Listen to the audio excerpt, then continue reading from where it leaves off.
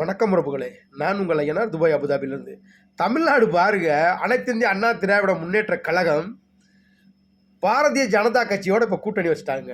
2026ல் நாங்கள் 2 பேரும் கூட்டணி சேர போகிறோம் அப்படின்னு சொல்லி ஒத்துக்கிட்டார் எடப்பாடி பழனிசாமி. இது அனைத்து இந்திய அண்ணா திராவிட முன்னேற்ற கழகம் அழிவுக்கு தான் காரணம். அழிவுந்தே போகுது. நீங்கள் நல்லா பாருங்கள், அனைத்து இந்திய அண்ணா திராவிட முன்னேற்ற கழகம் புரட்சித் தலைவர் எம்ஜிஆர் அவர்கள் உருவாக்கி புரட்சித் தலைவி ஜெயலலிதா அவர்கள் அதை நல்லா கொண்டு வந்தாங்க. அதுக்கப்புறம் பார்த்தீங்கன்னா மற்ற தலைவர்கள் ஏடிஎம்கேல முதலமைச்சராக இருந்தாலும் எந்த ஒரு வளர்ச்சியுமே இல்லை. இப்போ மறுபடியும் பிஜேபியோட கூட்டணி வச்சு இந்த ஏடிஎம்கே தொண்டர்களை பூரா கொத்தடிமே ஆக்கிட்டாங்க. என்னத்த சொல்கிறது? திமுகவை எதிர்த்தா நீங்கள் தனியாக நின்று போராடணும். பிஜேபியோட சேர்ந்தா என்ன ஆகும்னு நினைக்கிறத நீங்கள் பார்க்கலையா? முன்னாடியெல்லாம் பார்க்கலையா?